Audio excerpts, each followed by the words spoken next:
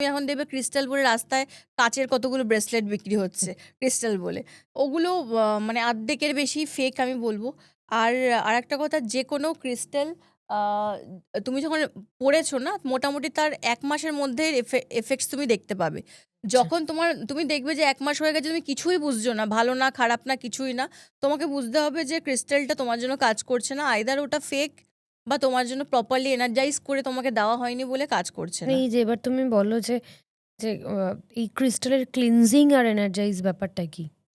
ক্রিস্টালের ক্লিনজিং আর এনার্জাইজ হচ্ছে, প্রথমে হচ্ছে ক্লিনজ করা হবে। একটা ক্রিস্টাল যখন বিভিন্ন হাত ঘুরে আসছে, ক্রিস্টাল কি করে? ক্রিস্টাল চট করে এনার্জি ক্যাচ করে। ঠিক আছে? তোমার এনার্জিটাকে, তোমার নেগেটিভিটিটাকে, তোমার যে একটা নেগেটিভ এনার্জি আছে সেটাকে অ্যাবজর্ব করে একটা মাইন্ডসেটটাকে পজিটিভ করা, এটাই হচ্ছে ক্রিস্টালের কাজ।